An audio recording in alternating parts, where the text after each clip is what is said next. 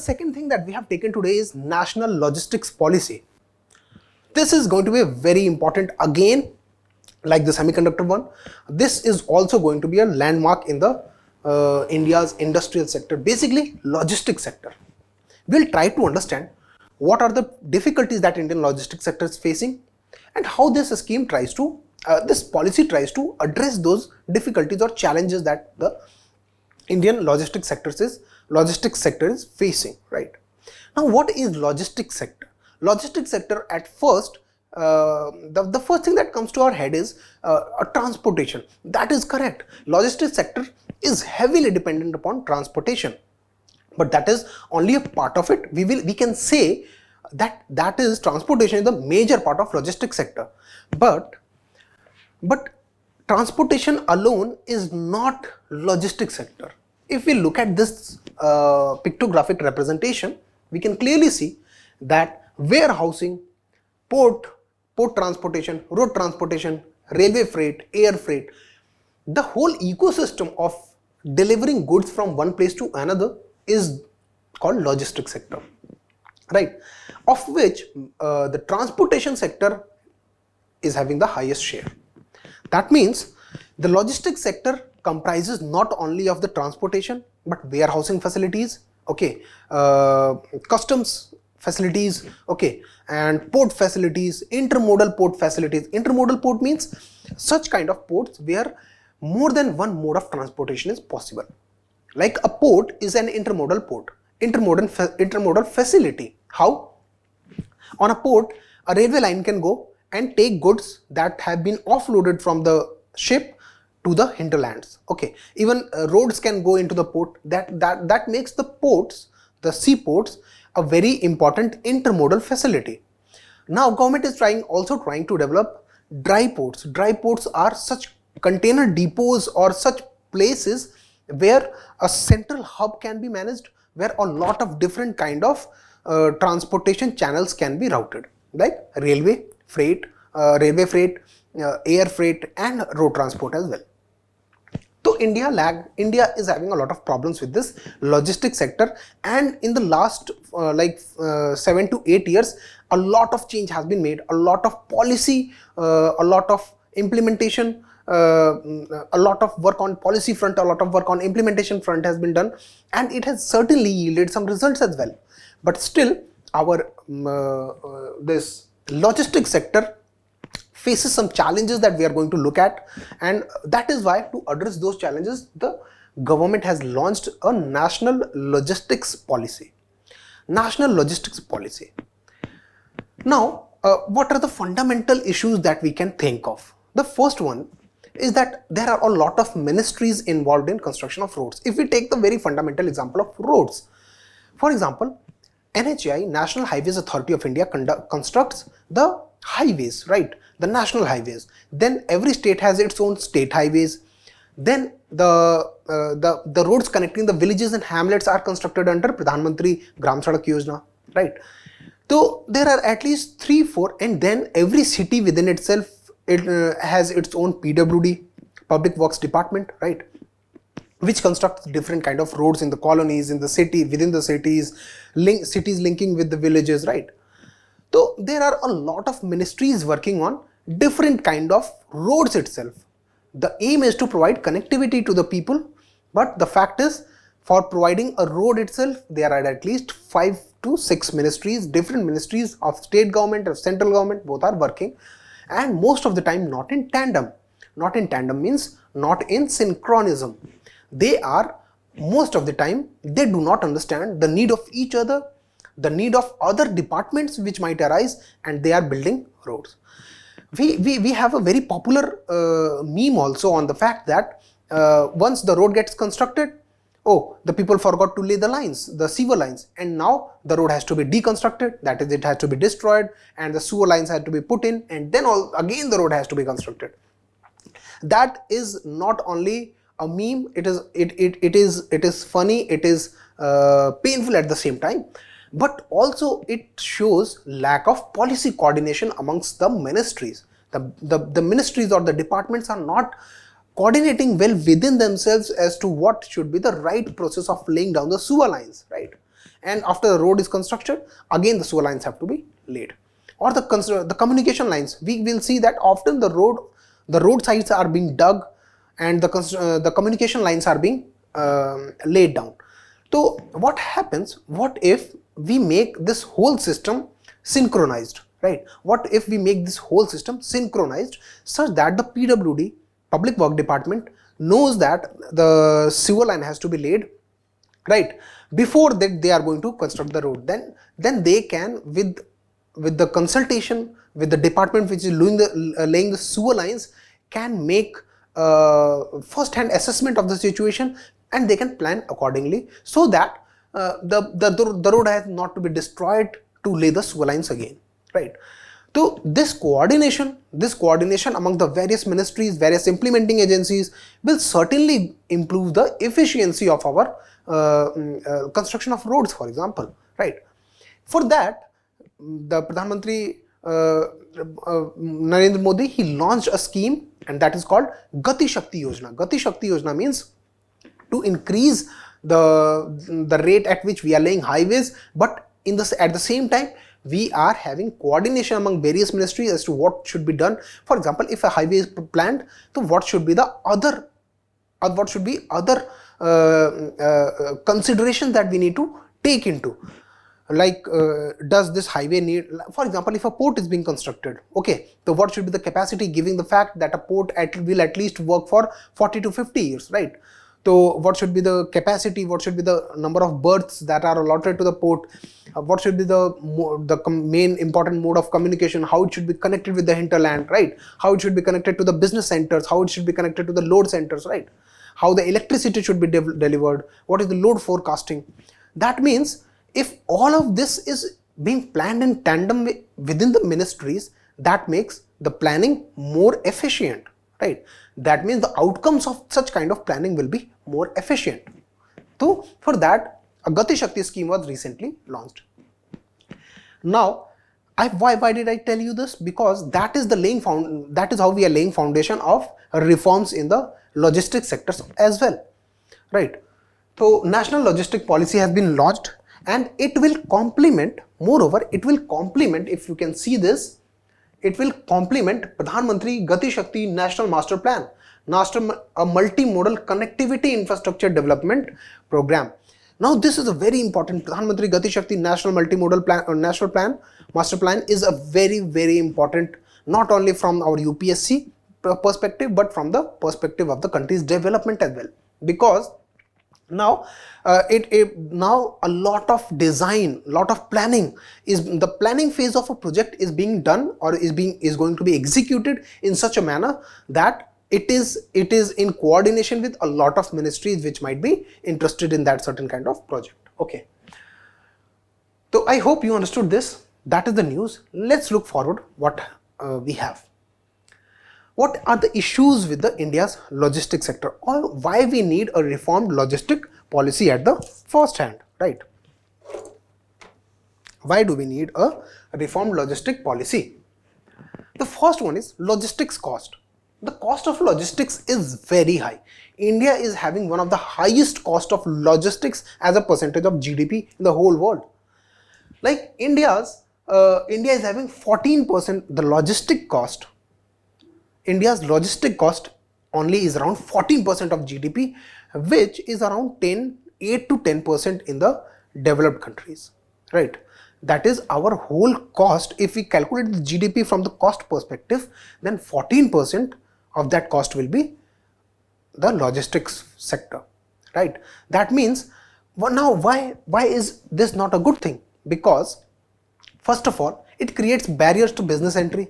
For example, if a good has been offloaded to a port like Visakhapatnam port, for example, or Mumbai port, for example, so what needs to be done? It needs to be fastly delivered to the locations of sales, of point of sale.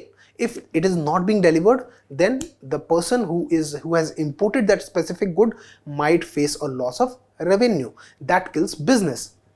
To improve ease of doing business, to improve the earning potential of people, what needs to be done is that this cost needs to be minimized. This cost need to be minimized.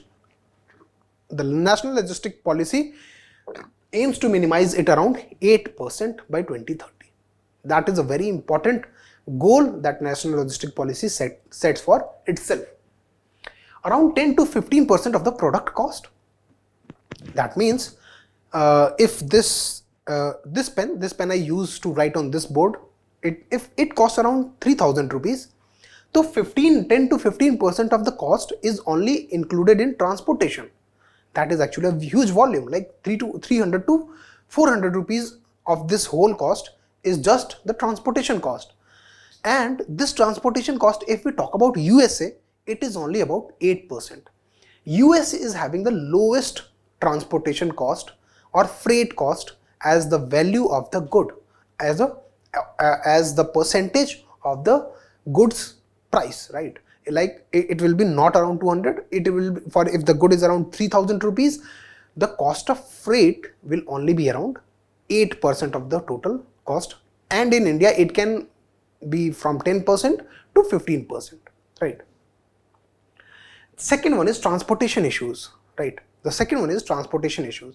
With nearly 60% cargo moved by road, the major method or mode of freight transport in India is road transport, right? And we know that roads in India are not very healthy, right?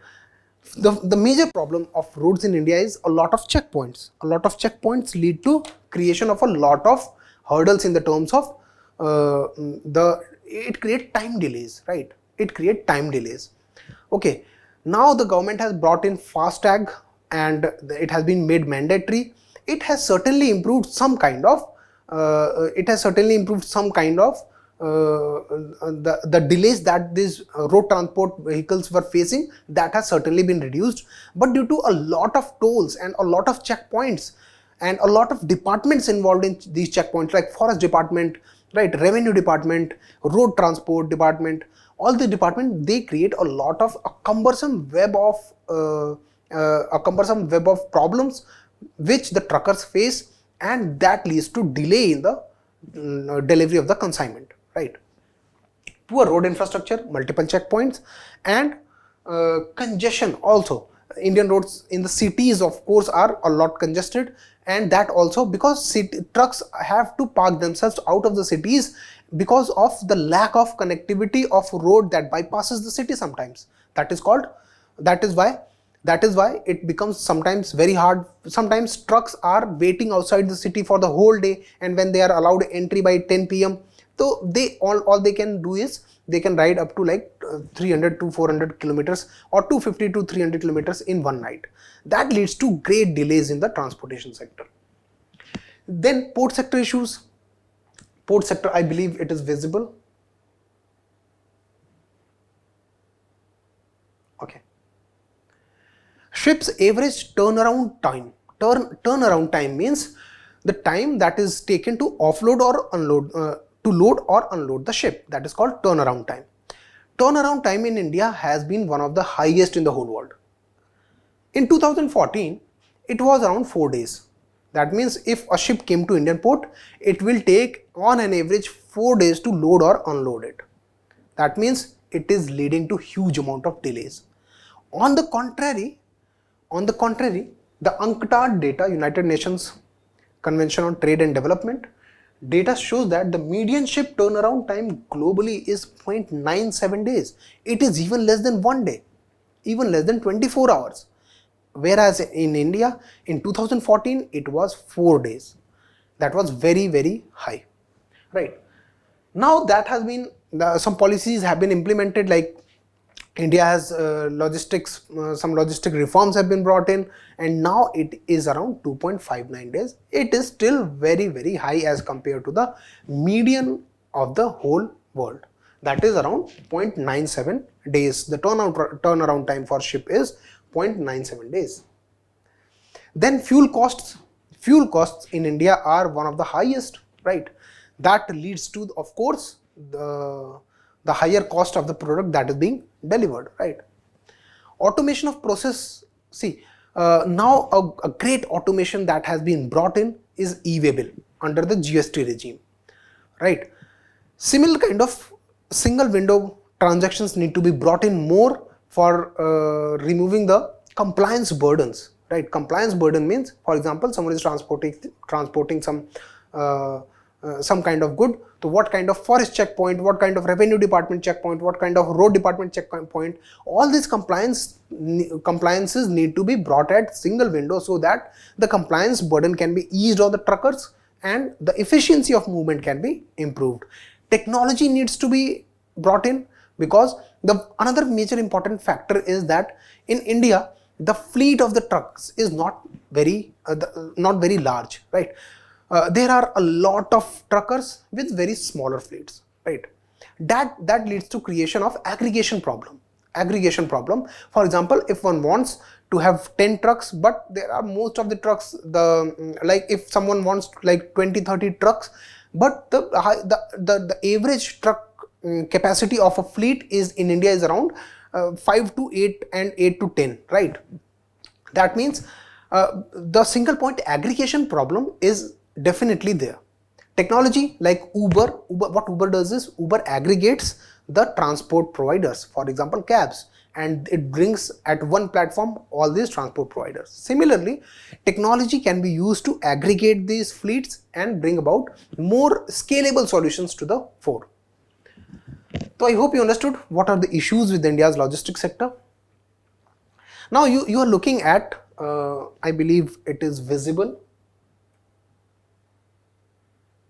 it is the Logistic Performance Index. It is released by World Bank. This data is from 2018. After 2018, LPI has not been released yet. That is why we are looking at the LPI of Logistic Performance Index of 2018. The inner circle that you see here, it represents India's score. India's score is around 3. The outer circle that you are looking at here is representing the Germany's score, which topped the Logistics Performance Index score rating of World Bank. Now you can clearly see that there are some parameters like customs, infrastructure, international shipments, logistic competence, tracking and tracing, timelines. Okay, you can clearly see that India lags in almost every sector as compared to Germany, which is at the first rank. India secured 44th rank in this LPI of 2018, right? The ranking was done for 160 countries and India secured 44th position. So you can clearly see what we need to work upon. The first one is timeline. We need to reduce the turnaround time for ships, the delays for the trucks, right? And even if the trucks are getting delayed, even in the railway sector, it is not a very good scenario. It's not a very rosy picture. Why? Even roads are actually better than the railways freight. First of all, railways freight do not have a very dedicated line for freight coverage. Now we are seeing Dedicated Freight Corridor Corporation Limited, DFCCIL, has been set up to improve the timelines, upon the parameter of timelines. That means a specific rail network is being established that will be dedicated for the freight coverage, freight carrying, right? Only those freight carrier trains will be running on those specific paths, because the regular network of India's railways is very much congested by the passenger trains, due to which freight trains get delayed over days, not over hours. It get delayed over days, sometimes even weeks also, right? So that delay is, every delay, time is money. In business, time is money. That delay is costing money, right? Then tracking and tracing technology can be used to improve our tracking and tracing, right? Logistic competence. Logistic competence means development of facilities for customs and single window clearances, right? Reducing the number of checkpoints, reducing the number of toll facilities, reducing the number of compliance burdens. Okay. Then international shipments. You can see that on international shipments, India performs relatively better. On international shipments, India's score is highest in timelines, but on the second point, it is about international shipment, right? So this is Logistic Performance Index that is being published by World Bank, and this is how India performs. Recent schemes to boost logistics sector are some I already explained the PM, Pradhan Mantri Gati Shakti scheme. That is, by bringing about a coordination between various ministries, we are trying to improve our performance of these all projects in such a way that they are being planned in the coordinated fashion in tandem with all these ministries, right? फिर multimodal logistics park, a lot of multimodal logistic parks are being not set up. One such park is being set up in Ramnagar, Varanasi. That is a port on river Ganga. Okay, it is a multimodal port. Now river Ganga, Varanasi, why? Because NH1 NW1 National Waterway 1 is from Allahabad, Prayagraj to Haldia, right? So on that waterway, Varanasi is one such place of where there exists a port. So that port is going to be converted into multimodal logistics park. Multimodal logistic park means one park or facility where a lot of like ship is also coming, right? Train is also coming, and trucks are also coming. That means at that point multiple modes of transport are actually possible. Then comes Leeds report. Thank you.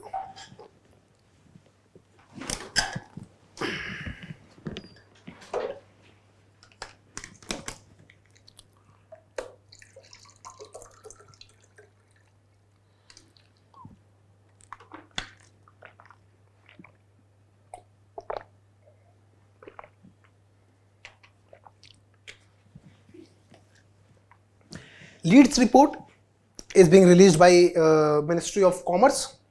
Okay, Leeds report talks about the logistic performance of the states within India, right? LPI talks about the logistic performance of countries all over the world.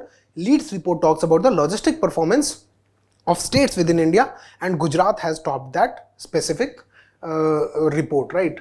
Top performance, as you can see, Gujarat, Haryana and Punjab. And Delhi is top performance in UTs, and in northeastern regions and hilly states it is Jammu Kashmir, and that is followed by Sikkim. This is also a very important part, Leeds report. Okay, then dedicated freight corridor. Dedicated freight corridor means such railway lines which are dedicated for freight carrying, right? Passenger trains are not being allowed on that specific line. Then Sagarmala project and Bharatmala project, we all know. Sagarmala means connecting all the ports with multimodal transport, right? With connecting them with the hinterlands. Bharatmala means connecting all the world, the country with better roads. Okay.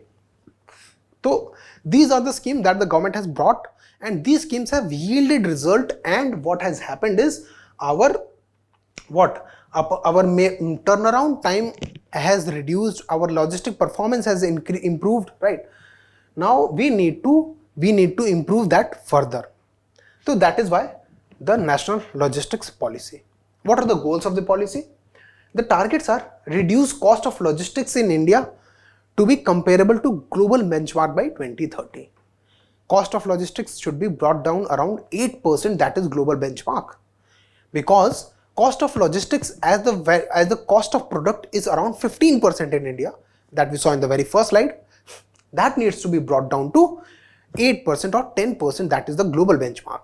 The second aim of this scheme is Logistic Performance India's LPI ranking in the World Bank, that should be brought within the 25 countries by 2030. It is currently at 44th rank. India is placed at 44th rank, right? Create data-driven decisions. Now that is a very important point, as we can see here. If we look at this LPI, one of the parameters is tracking and tracing, and of course logistic competence. Now we are living in the times of data. We are having a lot of data, and that data can be used to improve our efficiency, right? Efficiency of transport, right? So creating data-driven decision support mechanism for efficient logistics ecosystem. That means we are going to make decisions based on data, that is based on evidence. Evidence-based decision making will definitely improve our outcome or efficiency, right? So these are the goals of the policy. Now there are some pillars of the policy that we are talking here. The first one is comprehensive logistic action plan. See, these pillars are actually part of the comprehensive logistic action plan, right? But I have taken these three important pillars because that is what we are going to talk about. The first one is digital integration system. Digital integration system, like one major reform that we have seen in payment systems is UPI. It is digital integration, we can say, right? And after the coming of UPI, making a payment in India has become as easy, even easier than making a call. So, and we can see that how it has dramatically transformed this whole India's payment system ecosystem, right? So the government is wanting to create some digital integration system. Integration system means all the ministries, all the one such platform where all the various stakeholders like consumers, like service providers, like logistic truckers, okay, government, the people who are taking services can come on one platform and they can take their decisions on that same platform. That is digital integration system. Then unified logistic interface platform, again integrating unified logistics interface platform. Then ease of logistic services, okay, e-logs. That these three we are going to take up. Comprehensive logistics action plan has these 8 pillars.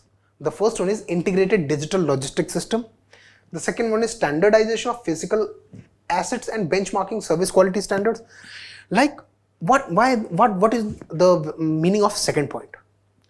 If we standardize the box sizes, for example, if we say that for certain kind of product, a certain specific box has to be used.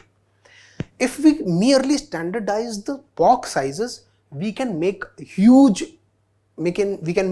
saving in our transportation cost just by standardizing the sizes, because transportation needs packing all these commodities into boxes and then moving them from one place to another, and that box takes space, and that leads to cost.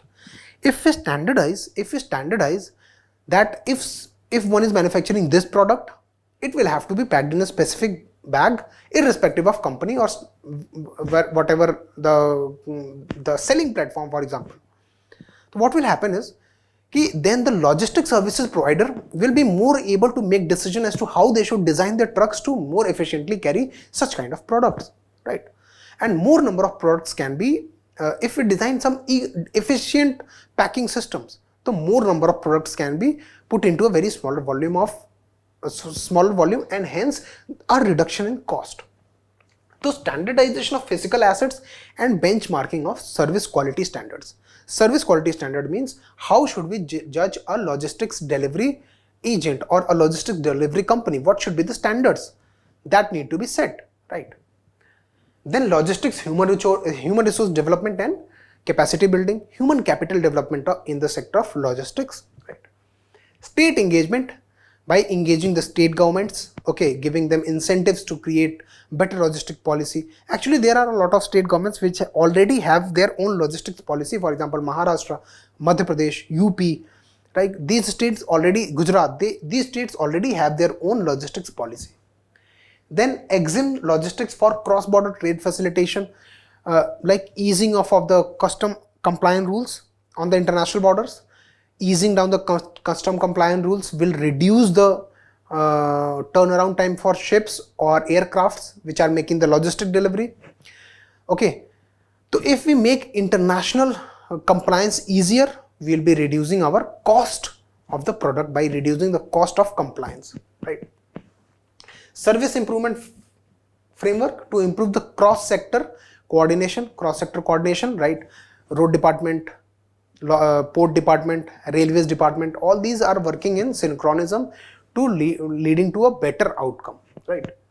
Sectoral plan for efficient logistics. Sectoral plan means every sector, for example, medicine sector, for example, a specific like merchandise sector, right? All these sectors will have different kind of plans for themselves in such that their specific needs are being served by specific kind of logistic platforms and channels. Facilitation of development of logistic parks, okay, again development of more number of logistic parks or hubs, logistic hubs, so that processing or the transportation and distribution of logistics could be made more easier.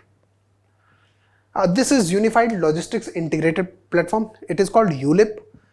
The aim is to collapse all the logistics and transport sector digital services into a single platform like UPI. Okay. UPI, every bank can come on UPI, okay, and they can use that facility. Similarly, if we make some kind of integrated platform, right? So you are looking at ULIP, the architecture or the structure that we are going to have for ULIP. ULIP means Unified Interface for Logistic, okay? Unified Logistics Integrated Platform.